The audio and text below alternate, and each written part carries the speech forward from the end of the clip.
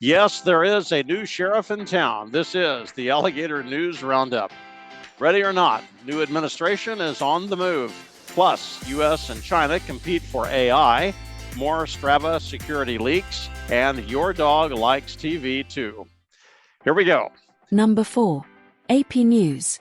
Pentagon is sending 1,500 active duty troops to help secure the U.S.-Mexico border. Wasting no time and beginning to make good on a campaign promise, the Trump White House has dispatched soldiers and Marines to the southern border to augment police and border patrol. While military assets will not be utilized for traditional law enforcement, they will provide a visible presence to deter unauthorized border crossings into the U.S. Military resources will be significantly engaged in constructing border barricades and in transporting civilian law enforcement as needed. The president has also made clear that an additional 2,000 troops and Marines can be made available. This is in connection with Trump's order this week to designate Mexican cartels as terrorist organizations. This frees up federal resources and makes a legal path forward in resisting cartel activity in such efforts as smuggling immigrants into the U.S. It is yet to be seen if U.S. forces will take offensive action against cartels across the border. However, earlier this week, an active gunfight occurred across the Rio Grande between cartel operatives and U.S. Border Patrol. That does not strike me as a wise tactical move on the part of the cartel, especially in light of that new terrorist designation thing, but I'm just an armchair observer. The surge of U.S. forces into southern Texas, New Mexico, Arizona, and California is only one small part of an enormously active White House administration, flush with hundreds of new executive actions. Consider other actions underway in the first week of the new administration. Border czar Tom Homan has swept up more than 1,000 of what we are once again calling illegal aliens, including 50 Tren de Aragua constituents from a Denver nightclub. Homan also intends to conduct legal raids in schools and churches which harbor such individuals. Pardons were issued for pro-life protesters.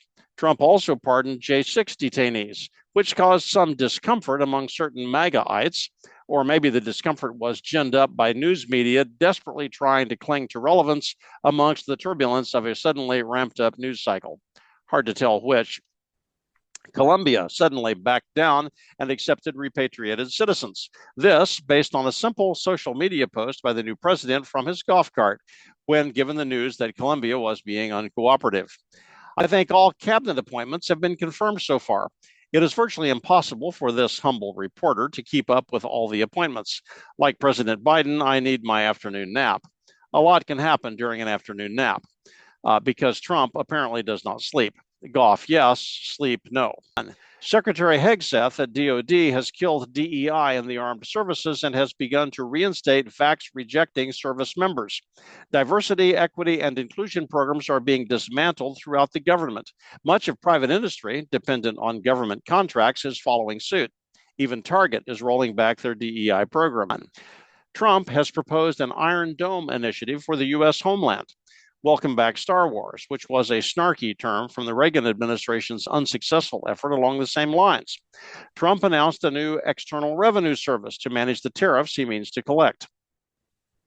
A sweeping order to halt federal funds for all programs which conflict with the president's DEI, woke gender ideology, and the Green New Deal prohibitions was issued on Monday night. Certain factions missed or ignored the limiting which conflict with clause and immediately proclaimed this meant no school lunches would be delivered on Tuesday and all hospital emergency rooms would be closed forthwith. These assertions were roundly rejected by the president's new, articulate, energetic 20-something press secretary. Meanwhile, a federal judge issued a one-week stay while the order can be studied for impact. You know, I have missed more than I have included here. As I said, my nap time must be preserved, but President Trump is, politely stated, moving his initiatives forward with gusto. It's almost like he has been planning this for the last 4 years. Now, for those dweebs among you, and I happen to know many of you by name, there are basically 3 types of unilateral executive actions available to a president, thanks to NPR for this summary. An executive order has the strength of law, cannot be overturned by Congress, and must not conflict with any existing statutes. It must be published in the Federal Register, which makes it de facto law. An executive memorandum is generally used to manage internal administration procedures. It does not need to be documented in the Federal Register. Obama used memoranda to implement things like gun control procedures and overtime regulations. A presidential proclamation is usually ceremonial and does not carry the force of law. Biden issued a proclamation to lower flags to half staff at the death of President Jimmy Carter. However, some historically significant events have been legitimized by proclamation. Washington proclaimed Thanksgiving. Lincoln issued the Emancipation Proclamation. Ford pardoned Nixon in a proclamation. Now, meanwhile, there are some likely Trump initiatives that remain subjects of speculation. Will DOJ investigate the J6 investigators? Biden gave them all immunity, if that sticks. They haven't been accused of anything yet, and it's a little murky whether or not a pardon can apply for a past action that has not yet been identified. And maybe this investigation has already begun. The news cycle is really hard to keep up with. Will DOJ investigate the Biden family? Same issue. They have blanket pardons, but presumably their business associates do not. As I understand it, accepting a pardon means that your testimony will not lead to penalties for you, but it does not mean that your testimony cannot be compelled. At least one attorney opines an individual who has received a pardon may not have any basis for invoking the Fifth Amendment. Will 14th Amendment birthright citizenship be challenged? I expect this one to happen, but it will take a while to grind through the courts. The language of the 14th says, quote, all persons born or naturalized in the United States and subject to the jurisdiction thereof are citizens of the United States. The thought is that the key phrase is subject to the jurisdiction thereof. A foreign diplomat's child born in the U.S. is not considered a U.S. citizen because he or she is not subject to U.S. jurisdiction. Likewise, a child born to a U.S. diplomat serving in, say, Russia does not become a Russian citizen.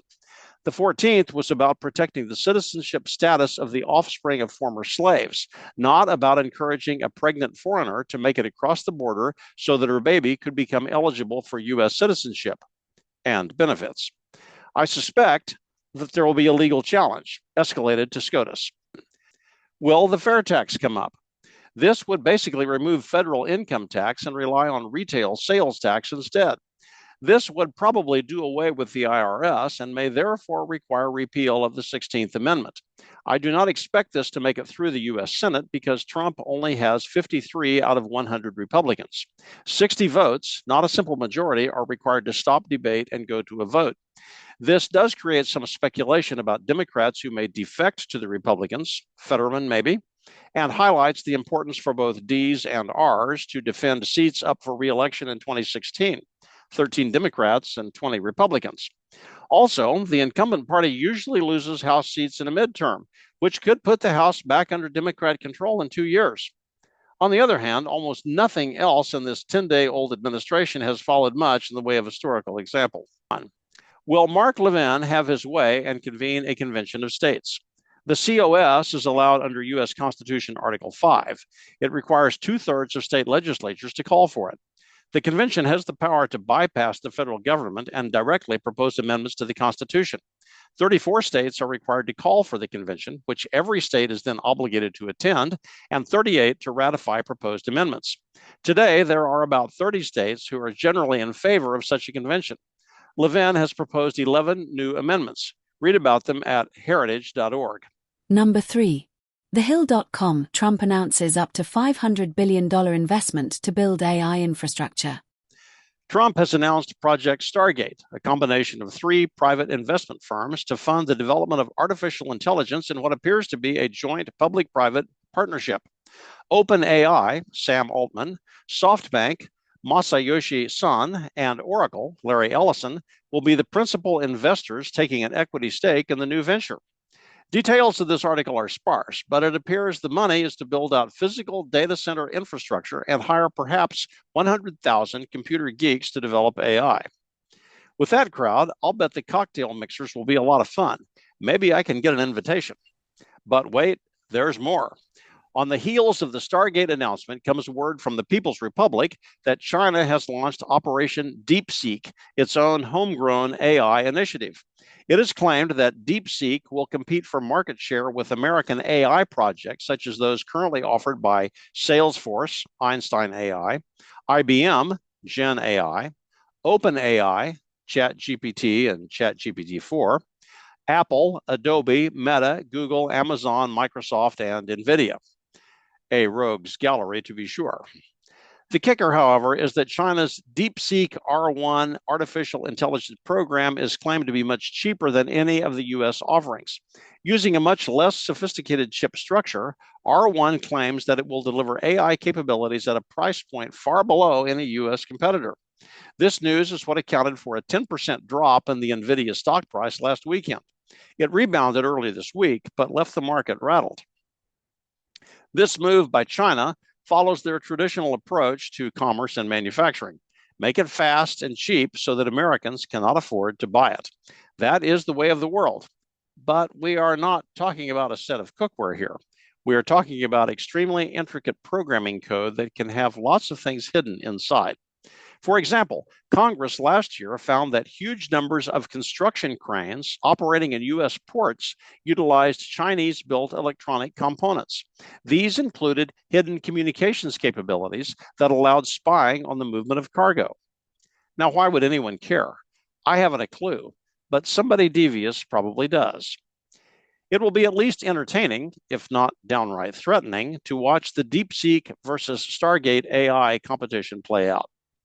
Late breaking news, however, suggests that DeepSeek is not prepared to answer everything that might interest Americans. When prompted with a query about their president, the response was, "Sorry, that's beyond my current scope. Let's talk about something else." Number 2. The Gateway Pundit. Strava security breach scandal. NATO soldiers in Poland expose sensitive data by negligent usage of fitness app. Strava strikes again.